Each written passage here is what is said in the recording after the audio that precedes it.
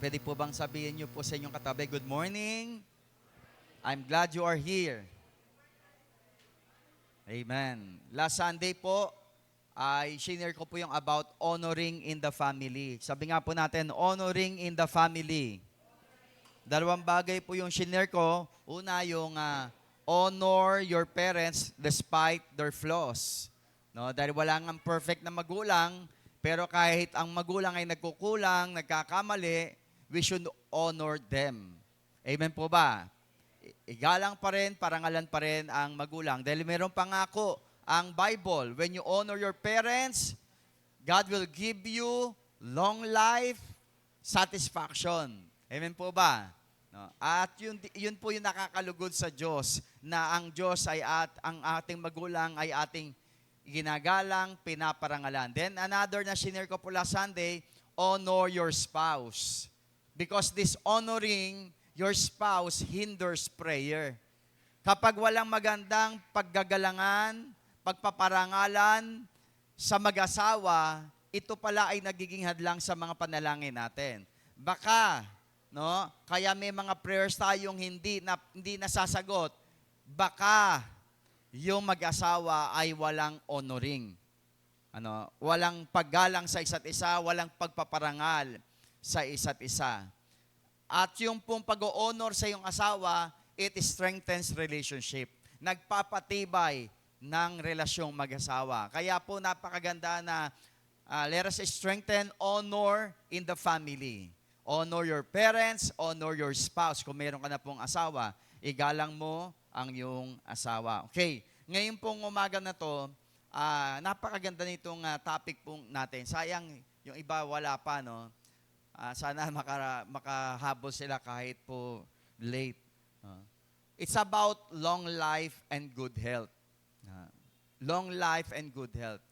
Nung pandemic po, sobra talaga akong na-convict ng Holy Spirit that we should take care of our health. Talagang sobrang very strong sa akin yung conviction na yun na dapat ay alagaan natin yung ating mga kalusugan. Nung pandemic, marami pong tinamaan ng virus. Ano tawag po sa virus na yon? COVID. Nakalimutan ko na eh. No? Maraming tinamaan ng COVID that time. Praise God, kami po sa pamilya, kahit isa walang tinamaan ng COVID that time. Pero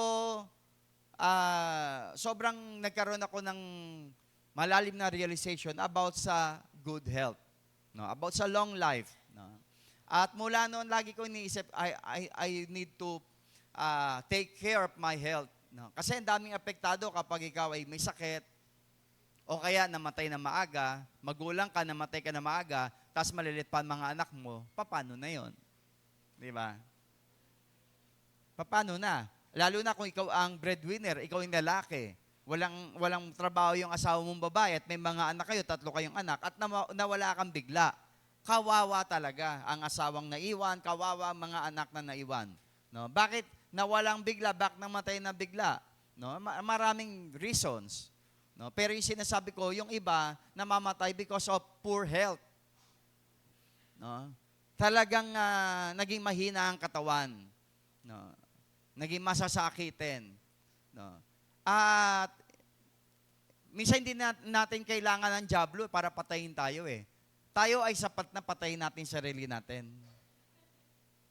Tama po ba yon? Hindi natin kailangan ng diablo para patayin tayo. Tayo lang yung hindi natin pag-aalaga sa ating mga sarili, pag-iingat sa ating mga sarili. Sapat na yun para magkasakit tayo at para mamatay tayo na maaga. Nawala pa talaga sa oras. Meron tinatawag na untimely death. No? Yung bang hindi pa naman talaga yung oras mo na mamatay kasi may mission ka pa eh. No? Kaya lang, maaga ka namatay because of poor health. No? Amen po ba? Okay, meron po akong tanong muna. Anong edad ang gusto mong abutin? Ate Lloyds, anong edad ang gusto mong abutin? 300 years old o... Anong edad? Yung totoo, yung gusto mong abutin ganong edad? Hindi, yung maigsi lang. Hindi, yung talagang yung talagang gusto mo, yung nasa sa'yo. 100? Wow. Makakatanggap ka sa akin ng 100,000 pag ako naging presidente. Okay. Sino pa ba tatanungin ko rito? Paring Glenn, ikaw, anong edad yung gusto mong abutin? 80? Okay, 80. Ate Weng, anong edad ang gusto mong abutin? Sa tingin mo? 80 rin? Okay. Meron ako pakikitang picture. Okay, pakita nga natin yung picture, guys. Yan si Maria Branyas, yung kapitbahay namin. Sino siya? Buhay pa po yan hanggang ngayon. 116 years old, pinakamatandang babae sa panahon natin ngayon. The oldest known living woman, Maria Branya. Siya ay taga-Spain sa bayan namin. Maria Branyas. Yan. 116. Ano ba po yan? Buhay pa hanggang ngayon.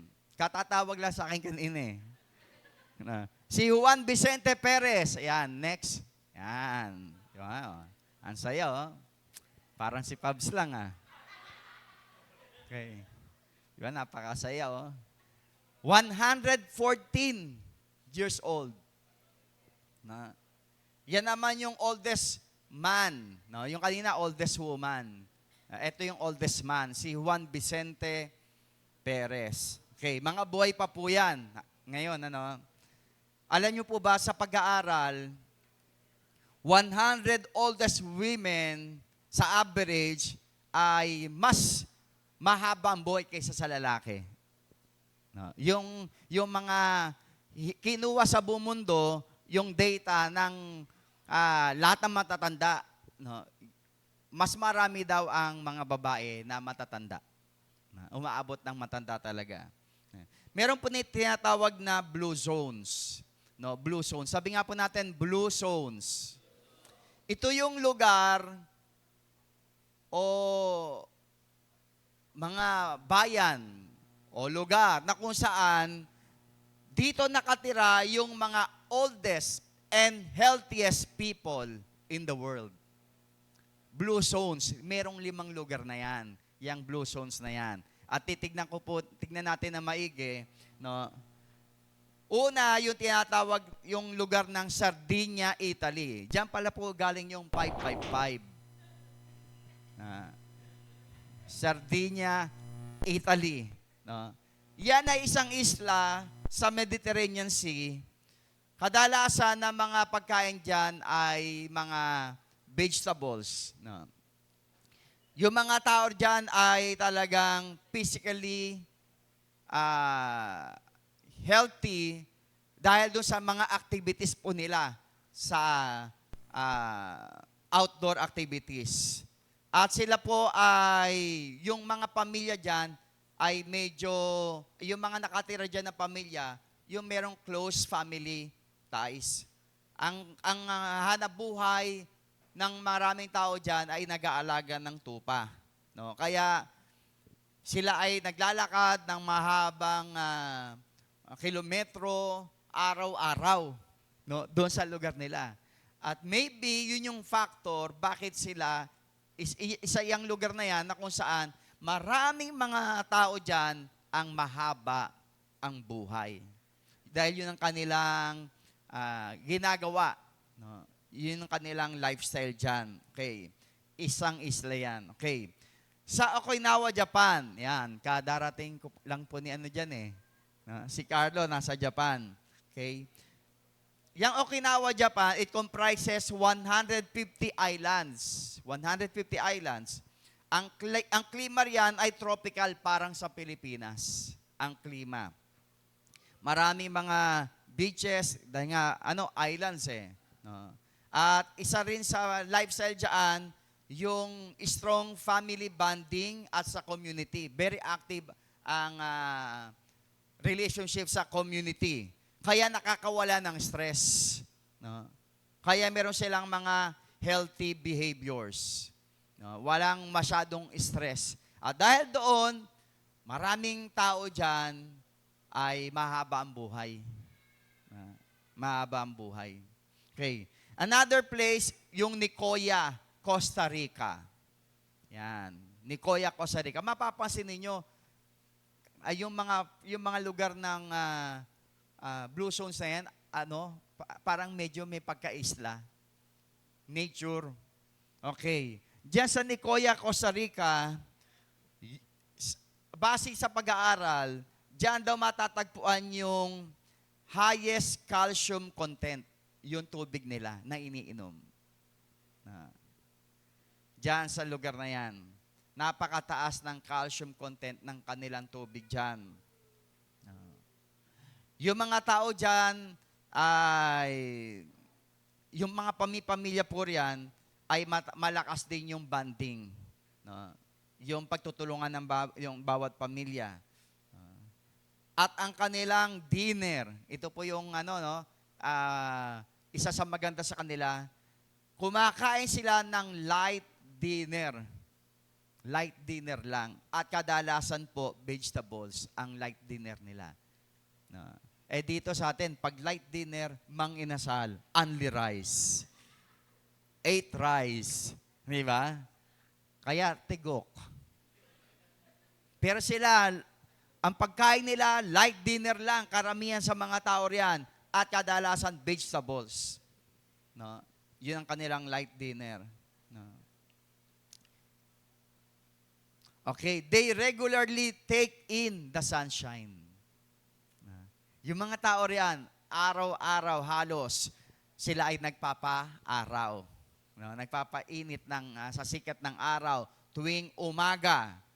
Alam niyo, napakalaga talaga yan eh. Ako, personal experience ko, kapag ako pag-umaga, nagpapainit sa araw, talaga nag-uubad ako doon sa amin, lumalabas ako doon sa may subdivision, doon sa may parang pinaka-kanto namin doon. Nag-uubad ako, talagang tinatapat ko yung likod ko sa sinag ng araw. After kong gawin niya ng mga 20 minutes, ibang-iba talaga yung pakiramdam ko. Sobra. Napakasigla ko, iba talaga. No? Inahayaan ko na yung init ay ma-absorb talaga ng loob ng katawan ko eh. 'Di ba? Yung sa unang pag mo sa araw, pagtapat mo sa araw, parang init-init. Parang uneasy ka kasi ang init.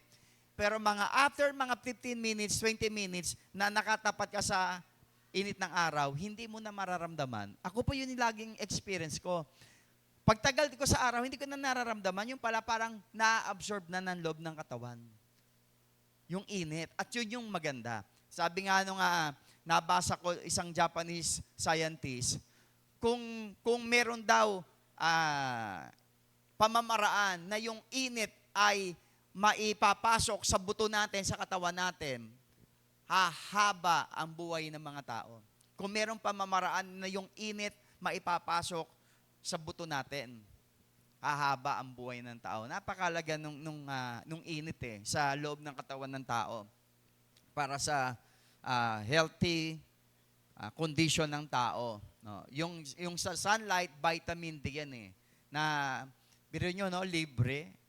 No? Yung sunlight, bigay ng Diyos, direkta na galing sa Diyos yan, galing sa langit yung sunlight Araw-araw may regalo sa atin si Lord na sunlight para gumanda yung katawan natin, lumakas tayo, lumusog tayo. No? Bakit hindi natin, yung take advantage? Yan, sunlight na yan. No? Yung mga taga Nicoya na yan, Costa Rica, no? They avoid processed food. No? They avoid processed food. Kadalasan ng pagkain nila ay mga vegetables, beans, squash, corn, mga tropical fruits. Yun yung pagkain po nila kadalasan. At napakarami nilang mga outdoors activities. No? Kaya malusog sila at diyan sa lugar na yan matatagpuan ang maraming mga centenarians. Umaabot talaga sila ng 100 years old. Yung mga nabanggit po na lugar na yan, umaabot sila ng 100 years old. 90 to 100 years old. Mahaba talaga buhay nila. At isa pa, sa Loma Linda, California, USA. Yan. Sa Amerika, yan daw yung lugar na kung saan yung mga tao healthy. Kadalasan daw po, ang mga nakatira dyan, mga Seventh-day Adventists, yung mga Sabadista. No? Alam niyo po ba ang Sabadista? Hindi kumakain ng karne. Vegetarian sila, ang mga Sabadista. At sila yung isa sa mahabang buhay. Yung Seventh-day Adventist. Sinunod kasi nila yung Old Testament. Sinunod nila yung Old Testament na talagang pili yung mga pagkain Okay. Diyan sa lugar na yan, marami daw na nakatirang Seventh-day Adventist. At talagang, di ba, Seventh-day Adventist, talagang ang lifestyle nila basta Sabbath day, rest day. Walang gagawin. Yun yung kanilang lifestyle. As in, walang gagawin. Nagre-recharge lang sila, nagre-rest lang, nagre-reflect lang. Pag Sabbath day nila, Sabado po yun. Yun ang Sabbath day nila. They live 10 years longer than their fellow Americans. Biro nyo, no? 10 years longer. Yun yung buhay nila. Kung ang mga Amerikano nabubuhay ng 70, sila 80 pataas. They avoid meat and they eat plenty of vegetables. Yan po yung mga tao riyan sa Loma Linda, California. At panghuli, sa Icaria, Greece. Yan. Isla uli, Parang gusto ko na nga po lumipat sa isla bukas Icaria, Greece. Isang isla, no? At yung mga tao riyan ay madalas nagnanap. Alam niyo po ba yung nap? No, natutulog sa hapon, no. Yung mga tao raw diyan, medyo late silang matulog, pero pagdating ng hapon, doon nila binabawi, no. Nagnanap sila. Ang kanilang diet diyan, ang kanilang pagkain diyan ay lots of fruits, vegetables, beans, grains, potatoes, and olive oil. Yan daw po yung mga pagkain nila diyan. At yung mga tao riyan ay mahaba rin ang buhay. Sino po rito naniniwala na long life and good health are God's original plan for man? Totoo po yan. Sa Book of Genesis, pag binasa nyo, kung gusto nyo makita yung original plan ng Diyos, sa Book of Genesis, babasahin ninyo. Kung gusto nyo malaman yung original plan ng Diyos sa tao, sa Book of Genesis. Sa New Testament, sabi ni John, 3 John chapter 1 verse 2, dinadalangin kong ikaw sana'y nasa mabuting kalagayan at malusog ang katawan. Tulad ng yung buhay espiritual na alam kong nasa mabuting kalagayan. Biro nyo ito. Ito po yung tinatawag na bountiful life. Hindi lang yung masagana ka sa pagkain, sa pera, kundi meron kang malakas, malusog na pangatawan at meron kang maayos na espiritual na buhay. Tatlo po yan, yung binanggit po yan. No? Sabi po yan, yung mabuting kalagayan, malusog na katawan, at yung mabuting espiritual na buhay. Yung mabuting kalagayan, tumutukoy sa material, sa pera. Yung kalusugan ng katawan, of course, sa katawan, then yung isa, spiritual life. Ito po tatlong bagay na ito, gusto ng Diyos, nagpa-prosper tayo. Gusto ng Diyos, masagana ka sa finances. Gusto ng Diyos, malakas ang pangangatawan mo. Gusto ng Diyos, healthy rin ang spiritual life mo.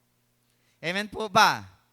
Hindi lang tayo puro spiritual life, tapos pinapabayaan natin yung health natin. Hindi pwede. No? Hindi yun ang perfect will ni Lord. Ang perfect will ni Lord, ulitin ko po, maayos ang finances natin, then malusog ang pangangatawan, then maayos ang spiritual life. Amen po ba? No? Okay, yan yung balanced life. Sa Bible, tignan natin yung mga mahabang buhay. Sino ang the oldest person na nabuhay sa mundo? Sino nakakaalam? Methuselah. Yan. Genesis chapter 5, verse 26. to verse 27. Sabi ko nga po, ang original plan ng Diyos, makikita nyo sa Book of Genesis yan eh. Nabuhay pa si Matusalem ng 782 taon at nagkaroon din ng iba pang mga anak. Namatay siya, next slide, namatay siya sa gulang na 969 na taon. Kaya ako po gusto ko 970 eh. Pero nyo 969? Mami Josie, gusto niyo po ba yung ganyang edad? 969? Yan ang original plan ng Diyos. Mahabang buhay. Kaya lang umiksi ng umiksi yan. No? Nung dumaan yung maraming mga taon, pinaiksi ng pinag-iksi ng Diyos. Bakit kaya? Mamaya malalaman natin. No? Si Matusalem, 969 years old. Okay. Gusto ko po mag-sink in sa atin na gusto ng Diyos humaba buhay mo. Sabi mo nga po sa iyong katabi, gusto ni Lord, humaba buhay mo.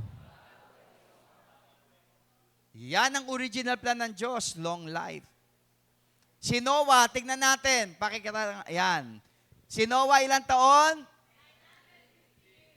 950 years old. Si Noah. No? Si Job. Yan, pababa po yan. Tignan ninyo pababa ng pababa. Si Job, around 210 years old.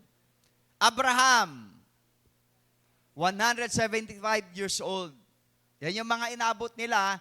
Isaac, medyo nag-add lang ng 180 years old si Isaac. Jacob, 147 years old. Joseph, 110 years old. Moses, 120 years old. Joshua, 110 years old.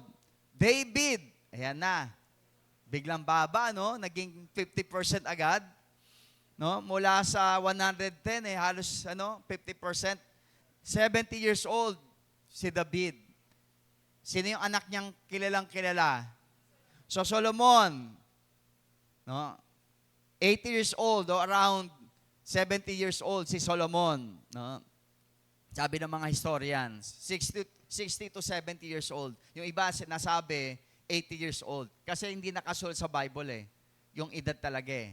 Niyang si Solomon nang namatay eh. No? Pero according sa mga studies, especially sa Jewish historian na si Josephus, inabot niya yung 80 years old. Si Solomon. Okay, punta tayo sa New Testament. Okay, si John the Baptist, 32 years old ang inabot. Ang bata, kasi hindi siya namatay sa sakit. Hindi siya namatay sa katandaan, pinugutan siya ng ulo ni Haring Herodes. Alam niyo naman po yon. Si Jesus, ilang taon namatay? 33. Hindi siya pinugutan ng ulo, pinako naman siya sa krus. Si Pedro, ito medyo mahaba yung buhay, no? 63 to 64 years old nung namatay si Pedro, no? Siya ay pinako ng pabaligtad. Si Pedro. Si Jesus, iba nakapako siyang ganyan. Si Pedro pabaligtad siyang pinako. No? Persecution po 'yon sa mga Christians that time, no? 63 to 66 years old, no? Okay, si James, no, the apostle, James the Great, pinugutan siya ng ulo at the age of 44. 44 years old. Medyo mabababa yung naging yung lifespan nila kasi pinatay sila. Hindi sila namatay sa sakit o katandaan, no? Kundi namatay sila dahil pinatay sila. No? Pinersecute sila that time kasi, no? Matitindi ang mga persecution. Okay, si Pablo, si Paul, no? 60s, in his 60s, nung siya ay pinugutan ng ulo sa Roma. Okay, nasa 60s si Pablo. Okay, si John the Beloved naman, ito naman bigla na lang itinapon siya sa isla ng Patmos at doon wala na nakakita sa kanya. No? Sabi ay ni-rapture kasi wala nakakita sa kanya eh. Maging yung labi niya, no, wala nakakita. Sabi ng mga Bible scholar, katulad siya ng ibang propeta sa Old Testament, sila Elijah, na ni-rapture. No? Ni-rapture. Bigla na lang kinuha ni Lord na wala. Okay, si John the Beloved. Okay. Gusto kong makita natin, sa Old Testament, mahaba ang buhay ng mga tao.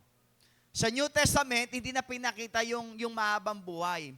Sa New Testament, ang pinakita na lang yung mga lingkod ng Diyos na pinatay, pinersecute at pinatay. At dahil doon, yung buhay nila ay hindi na umabot ng 80 years old, 90 years old. No, hindi na umabot ng ganon because of persecution. They were killed. Then I realized na okay lang pala mamatay ng mas maaga kung ang pagkamatay mo ay pinatay ka because of your faith in the Lord. Yung pinersecute ka, marami nangyari po yan sa ibang bansa sa mga Muslim country, yung mga missionaries doon, yung mga pastors doon, yung mga Christians doon, pinapatay sila. No? Wala pa sila roon sa old age, pinapatay na sila, bata sila namamatay because of persecution. Okay lang yon para sa akin, no? Na namatay kang bata because pinersecute ka, no, sa isang lugar, no, because of your faith. Ang mahirap kasi yun namatay ka ng bata because of sickness. Because of disease, namatay ka ng bata. Tinalo ka ng karamdaman na dapat ang daming mo pang magagawa sa Panginoon, may mission ka pa na i-fulfill, pero namatay ka na maaga because of sickness and disease. Minsan, yung hindi tayo nagiging matalino. Napapabayaan natin yung sarili natin. Di rin yun, pag nagkasakit ka, hindi ka makakapag-serve. Hindi ka nga namatay, pero nagkasakit ka, hindi ka nakapag-serve. Mahina ang katawan mo, hindi ka makapunta sa gawain. Kaya nga napakahalaga that we should take care of ourselves, our health. Para sa gayon, ay makapag-serve pa tayo kay Lord ng mahaba. Kalooban ba ni Lord na tayo po ay mag-serve sa Kanya? Paano tayo makakapag-serve kung naka-bedridden tayo? Di ba? Hindi. Di ba? Yung bang marami pang pagdadala sa iyo si Lord, marami ka pang pagwiwitnessan, marami ka pang shesheran, pero bigla ka na lang sinakit at namatay. Sayang. No? Sayang. Kaya po itong message po nito, gusto ko pong mag-encourage sa bawat isa sa atin, take good care of our health. Kasi marami pa tayong gagawin para sa Panginoon. No. At dito naman sa atin, wala namang persecution dito. Hindi katulad sa mga Muslim countries, ang mga Christian pinapatay. Sa atin, wala naman. Ibig sabihin, we can live longer. Dahil wala namang persecution sa Pilipinas We can live longer. Amen po ba? Pakinggan niyo po itong isang verse na ito na nagpapakita na mahalaga talaga na iniingatan natin yung ating health. 1 Timothy chapter 5 verse 23. Pero ito po huwag niyo itong ma-misinterpret. Pakinggan niyo po explain ko kung bakit ito yung sinabi ni Pablo kay Timoteo. Sabi ni Pablo kay Timoteo, huwag puro tubig lang ang iyong iinumin. Uminom ka rin ng kaunting alak na gamot sa madalas na pagsakit ng iyong sikmura. Nabasa niyo na po ba yan sa Bible? Yung ibang mga lasinggero, ginagamit na verse yan O, tamo nga, sabi sa Bible, uminom ng alak, kaya magpapakalasing ako. Biro niyo, no? Hindi niya alam yung interpretation nito. No? Yan ang sinulat ni Pablo kay Timoteo, nung si Timoteo po ay nasa Epeso, dahil doon siya naglilingkod sa Epeso. Si Timoteo. No? At noong panahon na yun, according po sa studies, yung tubig doon sa Epeso ay marumi. Kaya lagi siyang nagkakasakit. Yun po yung tubig doon. No? Kaya lagi siyang nagkakasakit dahil yun yung parang Obando District, Water District. May tubig sila roon, yung tubig marumi. At yun yung laging kinasasakit ni Timoteo. Si Timoteo, bata pa to No? Nasa 30s si Timoteo, pero lagi siyang sinasakit. Sinisikmura. At dahil doon, hindi siya nakapag-ministry. Nahirapan siya mag-ministry. Dahil lagi siya sinasakit. Kaya sabi ni Pablo, si Pablo, nung sinulat ito ni Pablo, malayo si Pablo, nasa ibang lugar. No? Nasa ibang lugar si Pablo. Kaya sinulat niya na, uminom ka ng konting alak na gamot sa madalas na pagsakit ng sikmura. Hindi sinabing, uminom ka ng konting alak para malasing ka. No? Para mawala ka sa katinuan. No? Para maging gamot. At iba ang alak noon sa alak natin ngayon. No? Ngayon ang alak natin ngayon, meron demonyo eh. Di ba? Merong picture ng demonyo. Yeah. Talagang, yan po yung istorya po niyan, yung 1 Timothy chapter 5 verse 23. Ngayon, ano po ibig sabihin dyan ni Pablo? No? Sinasabi ni Pablo kay Timoteo, Timoteo, take care of yourself. Take care of your health. No? Why? Si Timoteo that time, parang nagpapastor na. At alam ni Pablo yung stress ng leadership. Alam ni Pablo yung stress ng leadership. At si Timoteo that time ay nagpapastor na. Ngayon, pagsamahin mo yon, na-stress ka na sa pagpapastor, tapos, lagi ka pang sinasakit sa iyong katawan. Di ba? Ang hirap po nun. Stress na yung isipan mo, tapos, meron ka pang sakit sa katawan. Kaya napakahalaga pala na talagang we should take care of ourselves. Amen po ba? Para magampanan natin yung mga duties natin. Halimbawa, ako po, pastor ako. Kung magkasakit kaya ako ng mga 3 linggo, di ba apektado yung pagsilingkod ko? Apektado yung pagpapastor ko. Hindi nyo makikita yung dito. Amen po ba? We need to respect natural laws concerning eating to stay healthy.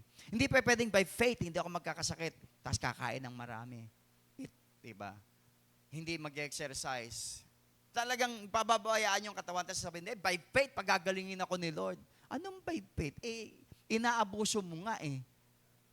Yes, pwede kang pagalingin ni Lord ngayon. Pero kung bukas mamaya, gagawin mo naman yung maling habit, pwede ka ulit magkasakit. No. Yung mga pinagaling ni Jesus, gumaling. Pero hindi sinabing hindi uli sila nagkasakit.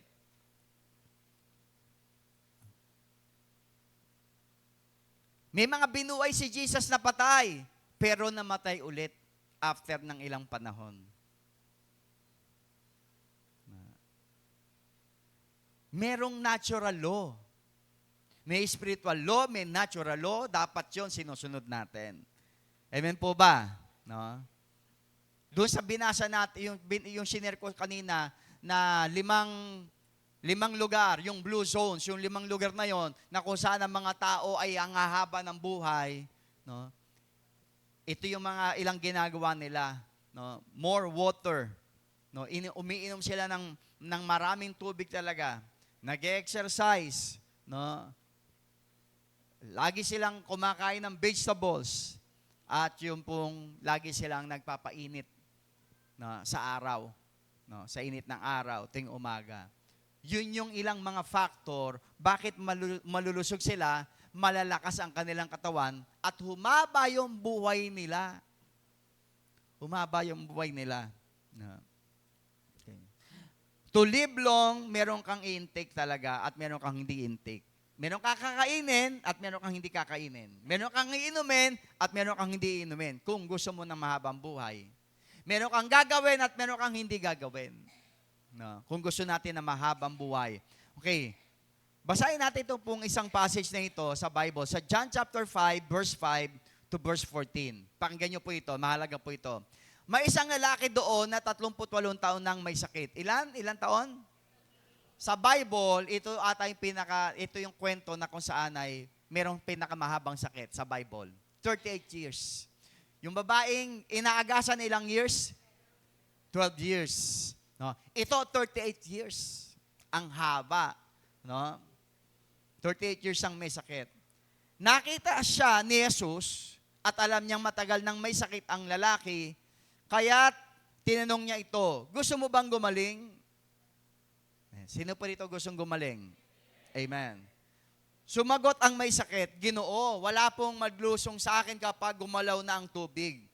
Papunta pa lamang ako, may nauna na sa akin. Sinabi sa kanya ni Jesus, tumayo ka, buhatin mo ang iyong higaan at lumakad ka. Noon di gumaling ang lalaki, binuhat ang kanyang higaan at lumakad. Nooy araw ng pamamahinga. Okay. Verse 14, talon tayo sa verse 14.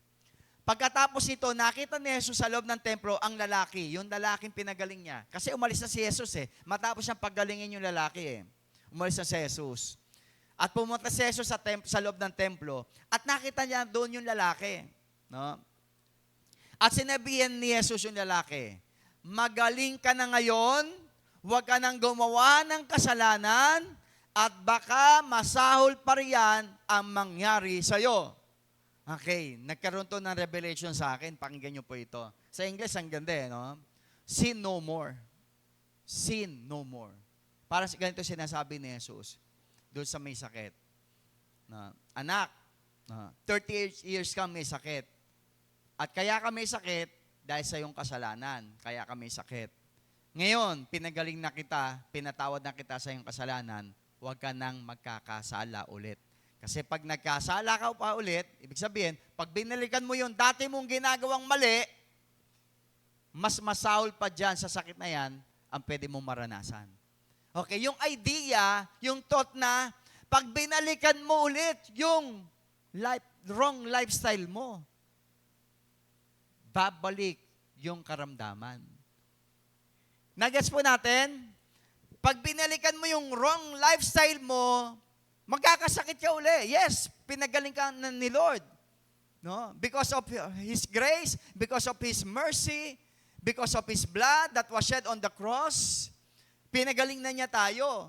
Pero sabi niya, kung ikaw ay babalik sa dati mong lifestyle, sa maling buhay, yung sakit mo babalik. Amen po ba? Yun yung ibig sabihin dito ng Panginoon. Ang naging cause, ang naging root nung pagkakasakit niya ay kasalanan. Tanong sa atin, ano ang root nung pagkakasakit mo? Huwag mong babalikan. Halimbawa, pinagaling ka na ni Lord ngayon sa iyong sakit. No? Yang sakit mo ngayon ay, ang root niyan ay sobrang pag-aabuso sa katawan. Pag binalikan mo uli yung pag-aabuso mo sa katawan, yung sakit mo na pinagaling ni Lord ngayon, babalik. Babalik. Tapos magpe-pray ka uli, ewan ko kung sasagutin ka ni Lord. Bakit? Sinabihan ka na niya binibigyan ka niya ng wisdom anak, huwag ka nang babalik sa dati mong kinakain. Kasi yung kinakain mo na yan yung nagbibigay sa'yo ng sakit. Pinagaling na kita ngayon, pero wag mo babalikan yung maling pagkain na yun kasi yun nagbibigay siya ng sakit. Pinalikan mo. Ang tanong, magkakasakit ka kaya? Yun ang ibig sabihin ni Lord. Madalas kasi tayo, binabalikan natin yung mali. Binabalikan natin yung mali. Tapos sisisihin natin si Lord, Lord. Iiyak tayo kay Lord, Lord. Binalikan mo yung mali. Pag mali, iniwan mo na yun huwag mo nang babalikan. Tapos bandang uli, iiyak ka kay Lord, magpe-pray ka, Lord. Tayo may kasalanan No? At kahit sabihin natin, by faith, gagaling uli ako, aayos uli ako. Hanggat hindi ka umaalis doon sa mali, hindi ka aayos. Hindi ka gagaling. Nag-gets po natin, napakalinaw na itong istorya na to. Sabi ni Jesus, magaling ka na ngayon, maayos ang buhay mo, inayos ko na buhay mo, huwag ka nang gumawa ng kasalanan, huwag mo nang balikan yung dati. Yung wrong lifestyle, huwag mo nang balikan dahil baka masahol pa riyan ang mangyari sa'yo. Napakalinaw nito. No? Sin no more. Huwag mo nang balikan yung wrong lifestyle. Ngayon, gusto ko pong magkaroon tayo ng realization ngayon po umaga. Ano yung mga bagay na nagbibigay sa'yo ng karamdaman, ng sakit, na paulit-ulit? Ano yun? No? Ano yun? Huwag mong babalikan. Alak ba? Huwag mong babalikan. Pagkain, anong klaseng pagkain na nagbibigay sa'yo ng sakit? So, ang lakas mo sa asukal, sa sweets, no? Taas ang kamay ng mga napakalalakas sa sweets, sa asukal. Kung magkape, 3 kutsarang asukal. Taas ang tubig, ganyan lang. Para kang kumain ng asukal, oh. Malakas, maalat, asin, patis. No?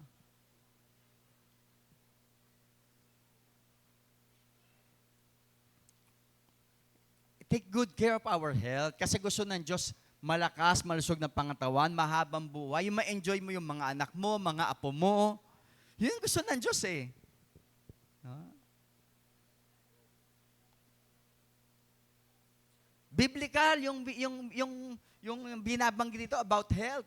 Hindi tayo puro spiritual. Ang Bible po, holistic eh.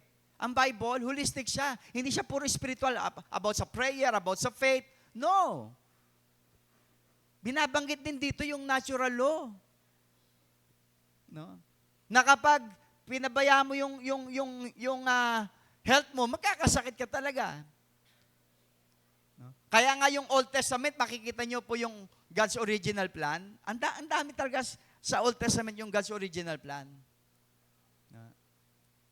Kung gusto natin mahabang buhay, sundin natin talaga yung prinsipyo ng Diyos. No? Sundin natin, mag-exercise, no? Magpa-araw nung COVID, nung panahon ng pandemic, no? Lagi po ako nakikinig sa YouTube, sa mga balita, no? Laging mga nagbabalita, may mga nagba-vlog, ano ba ang panlaban sa COVID? Maraming mga ganun eh. Ang number 1 that time, tanda ko, na pamprotect sa COVID, yung sunlight. Na hindi mo kailangan uminom ng gamot kasi at that time, wala pa namang mga injection, di ba? Nung panahon ng COVID eh. Walang, anong tawag doon sa in-inject? Vaccine eh. Wala eh. Kaya sabi ng mga doktor, yung sunlight sa umaga, pampalakas ng resistensya para hindi ka agad dapuan ng sakit. Ang karamihan na dinapuan nung COVID, yung mga may hina ang katawan. May sakit na that time. Yun yung dinapuan. Pero kung ikaw ay malakas, malusog yung katawan mo, no, yung sakit, hindi agad-agad nakakapasok eh. Ang hirap kaya magkasakit ngayon. No, yung iniipon mong pera, mapupunta pa sa gamot at sa doktor. Di ba? Yung pera mo, sakto na lang sa pangbili nyo ng pagkain, pambayad ng bills, sakto lang eh. Yung pera mo, yung kita mo eh.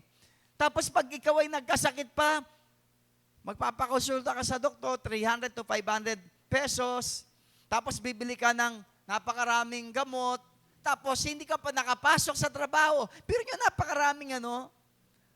napakaraming pangit na resulta yung sakit. Di ka na nakapasok sa trabaho, dahil hindi ka nakapasok sa trabaho, di walang kita.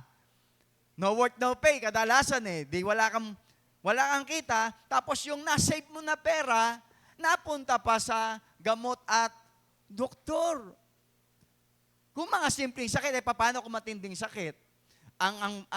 Doon sa sakit na yun daang libo. Di ba? Tapos wala kang 100,000, wala kang savings na ganun. Ibebenta mo na lang yung kidney mo. Ibebenta ko na lang po yung kidney ko para po gumaling yung kabilang kidney. Di ba? Napakaraming apektado kapag nagkakasakit tayo. Take care of ourselves, our health. Umano tayo, galaw natin yung katawan natin. No? Kailangan aktibo yung katawan natin eh. Pinagpapawisan tayo, na-exercise, nababanat. Ako po, nag-stretching talaga ako eh. Magti 3 years na po akong no rice. Magti 3 years na. Ngayong May or June. 3 years, no rice. Totoo po yun. Walang agahan, tanghalian, hapunan. Walang rice. Magti 3 years, biro nyo. Kinaya ko, kaya nyo rin yun.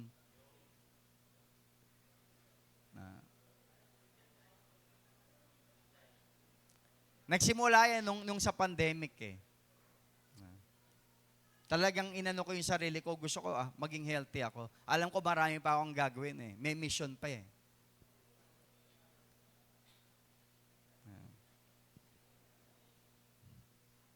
Deuteronomy chapter 5 verse 33, mamuhay kayo ayon sa kanyang mga utos. Sa ganon, sasagana kayo at haba ang buhay ninyo sa lupaing sasakupin ninyo. Yan yung sabi ng Diyos sa mga Israelita. The same principle with us. Kapag tayo namuhay ayon sa kalooban ng Diyos, ayon sa kanyang utos, ang pangako niya dyan, kasaganaan at mahabang buhay. Sino rito gusto ng kasaganaan? Mahabang buhay. Talagang isa pamuhay natin yung mga napag-aaralan natin.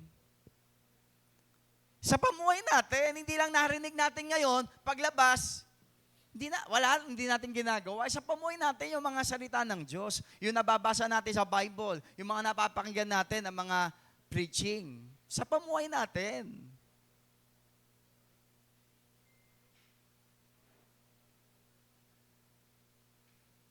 Amen po ba? Kawikaan 10:27, ang paggalang at pagsunod kay Yahweh ay nagpapahaba ng buhay, ngunit ang mga araw ng masama ay di magtatagal. Pero nyo, napakalinaw sinabi ng Bible eh. Honor yan eh. Honor God. Yung paggalang, pagsunod, honor God. Nagpapahaba ng buhay. Yung igalang mo ang Diyos, sundin mo siya, bibigyan kanya ng mahabang buhay. Exodus chapter 23, verse 25 to 26. Akong si Yahweh ang siya lamang ninyong paglilingkuran. Pasasaganahin ko kayo sa pagkain at inumin at ilalayo sa anumang karamdaman. Isa man sa mga babaeng Israelita ay walang makukunan o mababaog at bibigyan ko kayo ng mahabang buhay. Ang binanggit dyan, good health, long life. Anong kondisyon? Si Yahweh lang ang paglilingkuran. Si Yahweh lang ang sasambahin. Ang Diyos lang ang paglilingkuran. Ang Diyos lang ang sasambahin. Amen po ba? Ephesians chapter 6 verse 2, igalang mo ang iyong ama at ina. Ito ang unang utos na may kalakip na pangakong ikaw ay giginhawa at hahaba ang iyong buhay sa lupa. Pinakita ko po yung mga verses na nagsasabing paano humaba ang buhay. Isa yan, yung pag-honor sa magulang, paggalang sa magulang. No? Ang isa sa pangako ng Diyos, kapag ikaw ay ginagalang mo, magulang mo, ino-honor mo, pinaparangalan mo ang magulang mo, bibigyan ka ng Diyos ng mahabang buhay, kaginawahan. Amen po ba? Okay. Pagsunod sa Diyos, sa kalooban ng Diyos, sa salita ng Diyos, no? Paggalang sa magulang, paggalang sa Diyos, pagsamba sa Diyos, yan yung nagpapahaba ng buhay. Amen po ba? Spiritual law yan. Yung binabanggit ko po, spiritual law. Yung kanina, natural law, yung sa pagkain. Natural law, yung sa mga pagkain. Take good care of our health. Okay, last verse na nais ko pong basahin. Awit 90 verse 10. Pakinggan niyo po ito.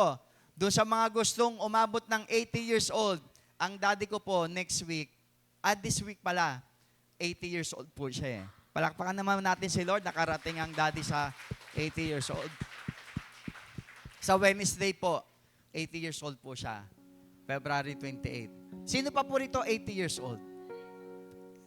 Si Tita Cors. Tita Cors, ilang taon na? Ha? 83. Wow, palakpakan natin si Lord. Tatay George, ilang taon na po kayo? 103? 86? Grabe si Tatay George, oh. Alam niyo ba bakit malakas yan? Bakit malakas si Tatay George? Nagbabike pa yan. Nagbabike pa si Tatay George. Grabe, no?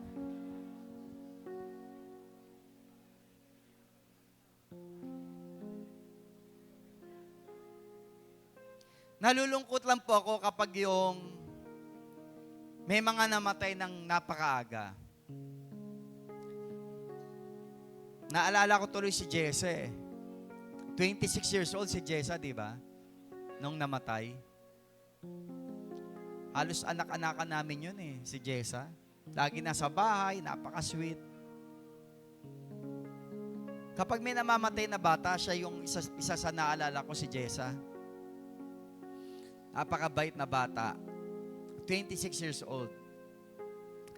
Kaya siya namatay, kidney failure. Bakit? Mali mga pagkain at inumin.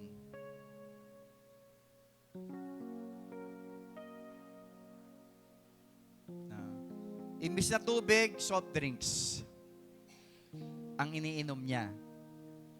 Madalas, noodles ang pagkain.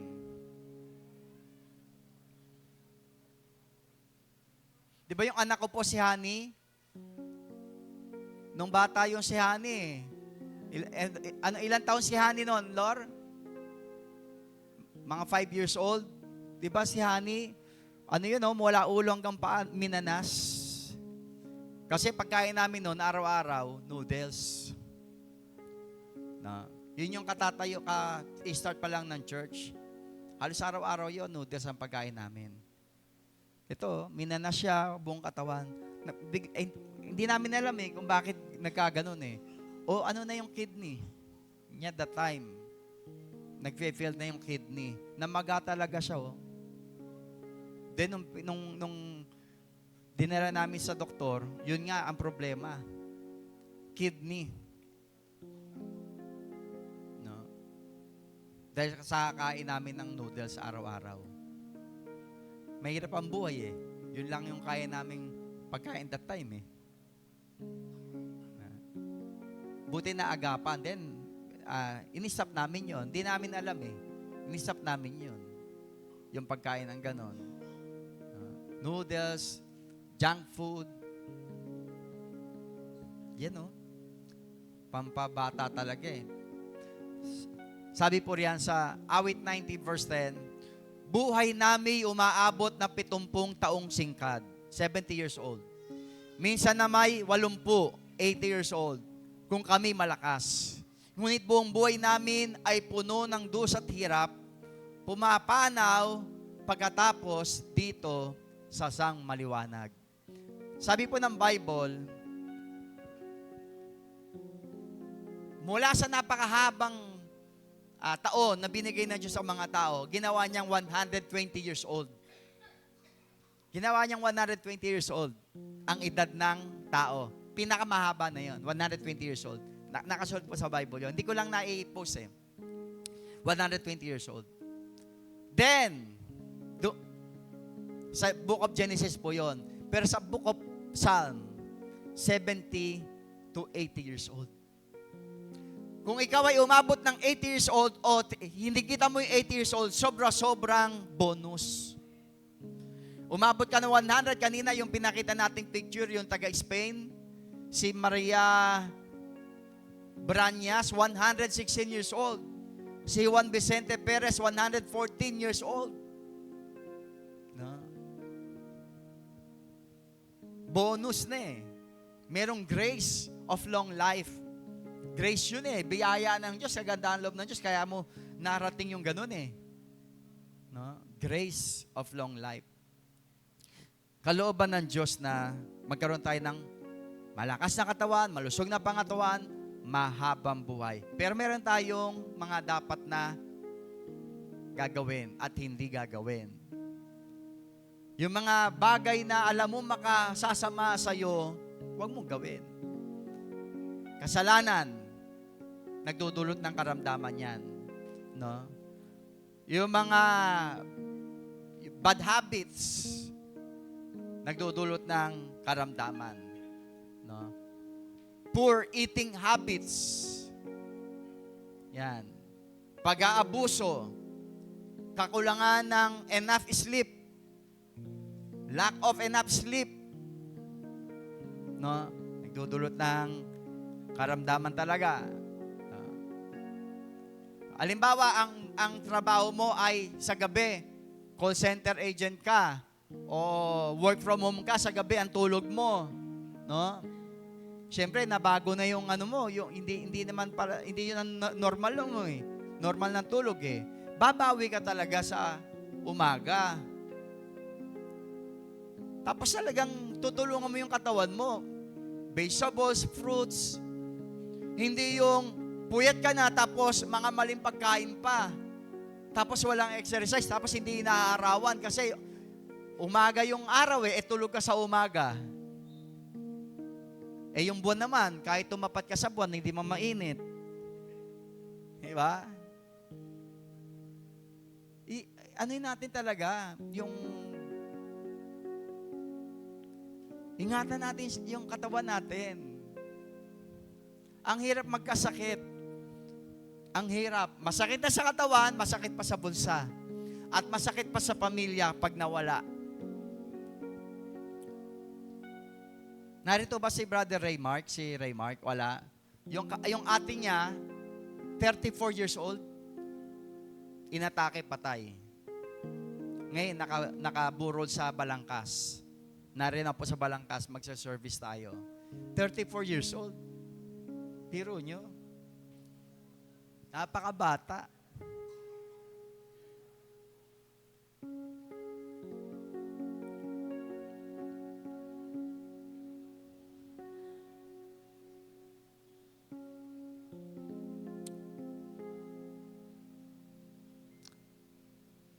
Yung isang kapatiran, nung isang gabi, namatay po siya eh. Hindi niyo siguro kilala sa ibang church. Umano po ako, nakiburol ako dyan sa Legazpi nung makalawa. 57 years old siya, babae. Kakwentuhan ko yung anak. No? Then kinikwento nung anak, yung about sa nanay niya na namatay. 57 years old, biro nyo.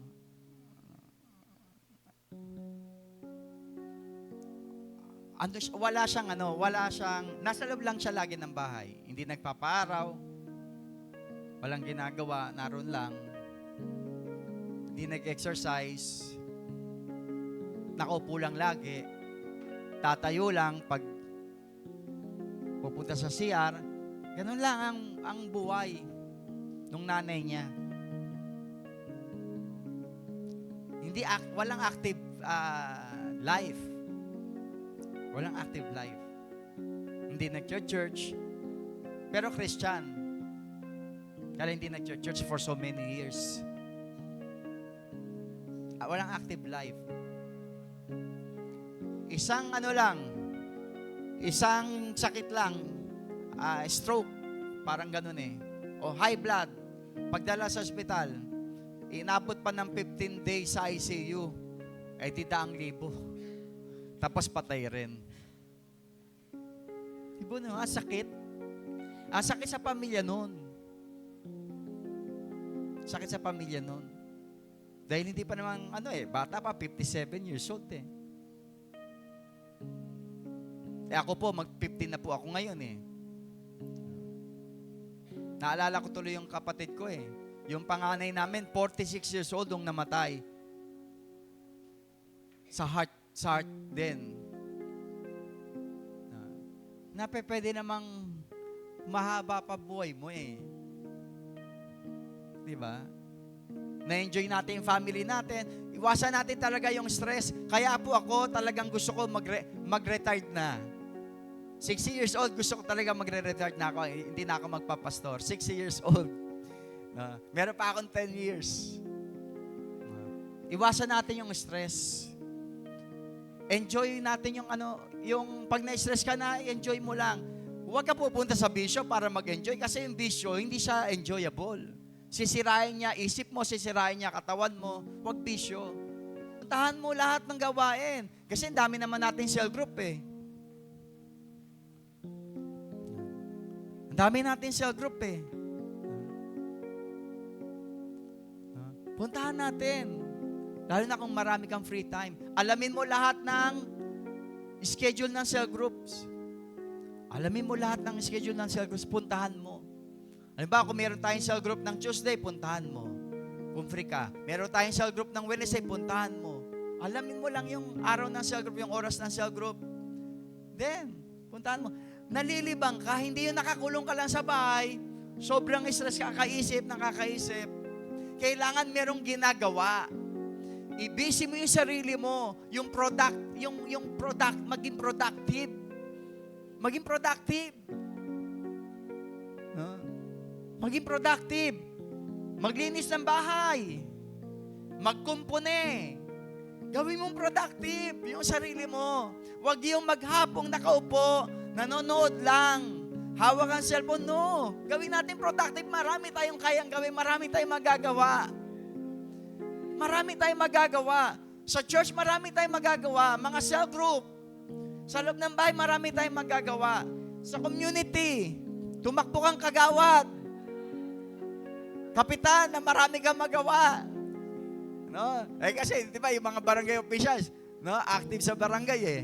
No? Yung mga maayos active talaga sa barangay eh. Merong community service, mga ganon. Yung mga kapitbahay mo, nagiging kaibigan mo, at opportunity yon para makapag-share sa kanila. Hindi masama yun eh. Hindi masama yun. Mag-involve ka sa community service. No? Mag-involve kayo sa community service. Mga kapatid, yung walang ginagawa, and you have enough time, wala ka mang trabaho, wala kang business, mag-involve ka sa community service. Marami kang magiging kaibigan, marami kang opportunity to share the Lord sa kanila. Ayun po ba? Gawin natin productive yung sarili natin. Take care of your good health, of your health. Amen po ba? Gusto ng Diyos ang mahabang buhay. Gusto ng Diyos ang malakas, malusog na pangangatawan. Gusto ng Diyos yan. Masayang buhay, mapayapang buhay. Let's enjoy life while serving the Lord. Amen po ba? Habang naglilingkod tayo sa Diyos, enjoy natin yung buhay natin. May mga problema, di pag-isipan ng solusyon. May problema ka sa finances, paano kumita kahit kukunti lang na nasa bahay ka? O kaya sa community, meron ka bang talent sa isang bagay na pwede mong i-monetize, pagkakitaan, no? Kaysa nasa bahay lang, lalo po ngayon madaling kumita kasi sa social media. I-post mo lang yung talent mo, service kasi yun eh. Yung talent mo, service, o kaya product na nakikreate mo. Diba? Pwede mong i-post yun eh. Kagabi po, nasa Burol kami, sa may Kawayan naman. Yung nanay po ni Christine, patay. Naroon po kami, huling lamay na eh, kagabi eh. Kakwentuhan namin si Alex. Si Alex, doon. Di ba po nag-business sila nitong pandemic ng cookies? Biro nyo, cookies Alam nyo po ba, sa ibang bansa, sino ba yung kinikwento ni Miles Monroe? Merong sa isang conference, nagturo siya about sa management si Miles Monroe sa ibang bansa. Patay na po yung si Miles Monroe. Mapapanood nyo na lang sa YouTube yung kanyang mga preaching, yung mga teaching niya. Nagturo siya sa isang lugar about management. Merong isang babae ron na parang single mother na nagtatrabaho sa hotel, no? Na nakapakinig, naka-attend sa conference. At yung babae na yon ay parang tinanggal ba sa trabaho, na lay off o nag-resign. Tapos nag-start siya ng business na cookies. At yung cookies na yon ay sinarapan niya. Tapos yung cookies na yon, dinala niya doon sa dati niyang pinagtatrabuhan na hotel. Pinamigay niya. Pinamigay lang niya. para tikman ng mga dati niyang katrabaho sa hotel. Nasarapan yung mga katrabaho niya sa hotel. No? Nasarapan. Umorder ngayon sa kanya yung mga dati niyang katrabaho sa hotel. Umorder sa kanya ng mga cookies kasi nasarapan eh. Hanggang sa sumikat yung kanyang cookies. Alam niyo, napakarami, meron na siyang pabrika ng cookies at napakarami niyang empleyado. Dahil sa cookies lang. Cookies lang yun. Si Alex, yung anak po ni June tsaka ni Christine, nag-business nito 2 years ago, parang ganyan. Cookies. Binabike lang nila kapag may order, no? Babike nila, halimbawa, may order sa Paco, sa Tawiran, ibabike lang nila yun yung cookies na ginagawa nila sa bahay nila. Ngayon po, kakwentuhan namin kagabi, ang benta niya weekly ay 1,300 pieces weekly. At hindi na sila nagde-deliver. Yung mga tao pumupunta sa kanila. Pumupunta sa kanila yung mga tao. Estudyante yun. Nag-aaral yun. No? Gagawa lang sila, anong araw sila gumagawa? Saturday, walang pasok. Gagawa sila ng maraming cookies. No? Lahat yun ay order na. May mga umu-order pang galing Mindanao. Biro nyo, no? Through Shopee. Pinasok nila ron. Biro nyo, no? Estudyante, 1,000 plus cookies yung kanilang ginagawa ngayon tuwing Sabado. Kasi nga may pasok siya ng Monday to Friday, eh. Ang inaano ko sa atin, maging productive tayo. Meron tayong problema sa pera, maging productive. Ano pa pwedeng pagkakitaan? May problema sa health, ano pwedeng gawin para lumusog, lumakas? Marami. No? Marami po tayong pwedeng gawin para lumusog ang katawan, umaba buhay, yung finances matugunan. Diba? Maging productive lang. Kailangan natin gumalaw, kumilos. Galaw-galaw yung katawan, kumilos. Kung nagkakasakit, mag-exercise. Eat enough vegetables, more vegetables. Amen po ba? Nitong itong week na to, ang daming namatay. 4 agad yung namatay na mga kakilala natin. Ito yung ano pangalan mo ulit? Joanne. Siya yung anak nung namatay, si Sister Janet, taga-Hulo.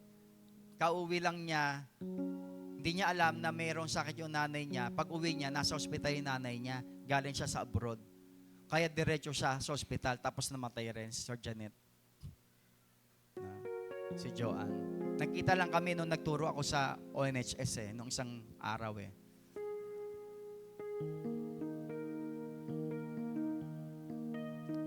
57 years old, Sir Janet? Bata pa.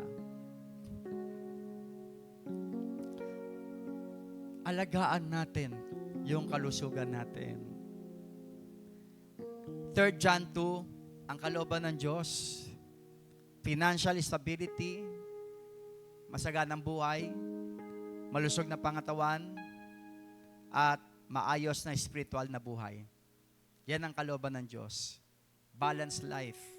Holistic ang Diyos. Ayaw niya na puro lang tayo spiritual. Tapos napapabayaan naman natin ang finances o kaya kalusugan. Ayaw naman niya na puro pera lang tayo. Tapos napapabayaan naman natin ang ating spiritual life. Ayaw naman niya na puro tayo basketball, puro tayo sports, napapabayaan mo naman yung spiritual life. Gusto ng Diyos na ito talaga eh. Maayos ang kaperahan, no? Maayos ang kalusugan, at maayos ang spiritual life. Yan ang gusto ng Diyos sa atin. Amen po ba? Amen. Pwede po ba sa oras na to, sabi po riyan, no, basahin uli natin, buhay namin umaabot ng 70 taong singkad, minsan na may 80, 70 to 80 years old. Yan po yung pangkaraniwan. Pero meron pong umaabot ng 100 plus.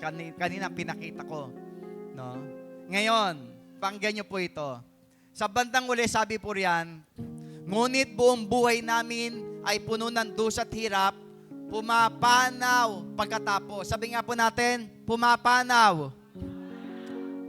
Kahit pala maabot natin yung 80 years old, 90 years old, 100 years old, 120 years old, maabot natin, ang bandang dulo pa rin, mamamatay. Ang tanong ko ay ito, kapag namatay ka na, at tinanong ka ng Panginoon, saan mo in-spend ang buhay mo? Ano ang sasagot mo? Paano mo in-spend ang buhay mo? Yung 80 years na binigay ng Diyos sa'yo, paano mo siya in-spend? Saan mo siya in-spend? Kanino mo siya in-spend? Yung 80 years na binigay sa'yo ng Diyos. Yung 90 years na binigay ng Diyos sa'yo, yung 100 years na binigay ng Diyos sa'yo, kanino mo in-spend? Paano mo in-spend? Saan mo in-spend? Tama ba yung pinag-uubusan mo ng lakas ng buhay? Tama ba yung lugar? Kaninong tao? Kanino mo ibinibigay yung buhay mo? Alam nyo, napakalaga ito. Sana magkaroon tayo ng realization bago po ako magtapos. Maganda, spend natin yung lakas natin sa Diyos, sa family. Sa Diyos, sa family. Doon mo spend yung buhay natin. Maglingkod ka kay Lord. Mag-serve ka kay Lord.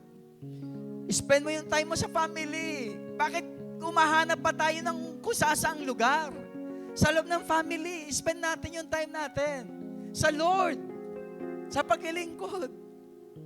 Huwag natin sayangin na naubos yung oras natin sa labas ng bahay na nakaligtaan natin yung family, tapos hindi rin naman tayo nagsaserve. Sayang. Kasi kahit umabot tayo ng 80 years, 90 years, 100 years, isa patutunguhan natin lahat, kamatayan. Kaya na pag in-evaluate na yung buhay natin, saan mo binuhos yung buhay mo? Binuhos mo ba sa kakaisip, kaka-stress? Saan mo binuhos yung buhay mo? Sa walang kwentang bagay, sa barkada, sa bisyo, doon mo ba ibubuhos yung buhay mo? Napaka-precious ng buhay, galing sa Diyos yan. Napaka-precious. At napaka-iksi lang. Kahit abutin natin yung 90, 100 years, napaka-iksi pa rin compared to eternity. Yung 90 years old, 100 years is just a dot in eternity. It's just a dot. Tuldok lang yung 90 years. Yung 100 years, tuldok lang compare sa eternity. Ngayon, ang tanong, papasok ka kaya sa eternity? Mararanasan mo kaya, magkakaroon ka kaya ng buhay na walang hanggan? Kung yung buhay mo rito sa lupa, mali ang pag-spend. Pakinggan niyo po to.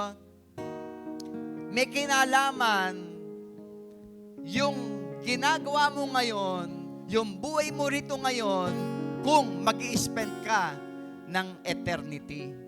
Kung magkakaroon ka ng buhay na walang hanggan. May kinalaman niya sa ginagawa mo ngayon.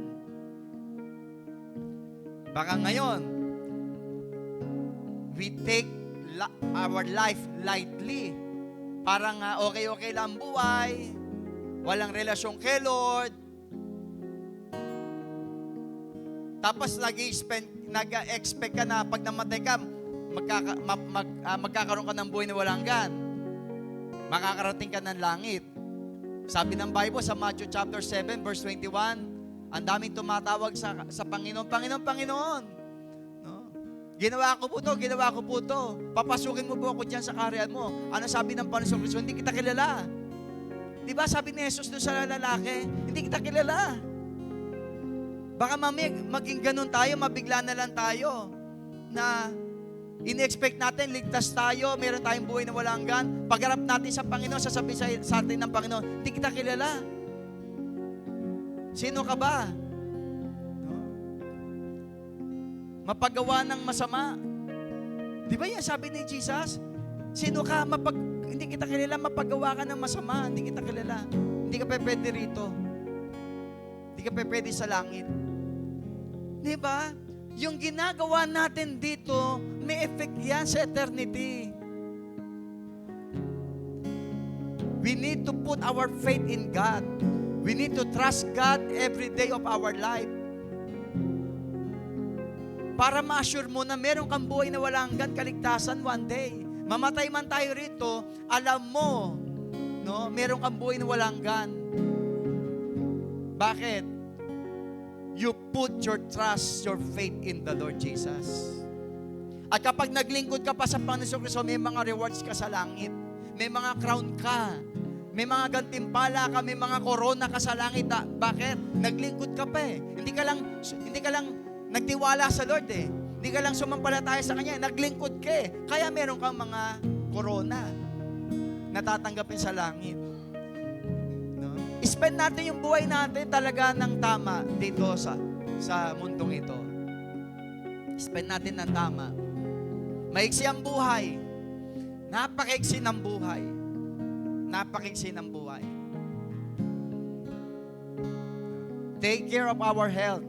Take care of ourselves.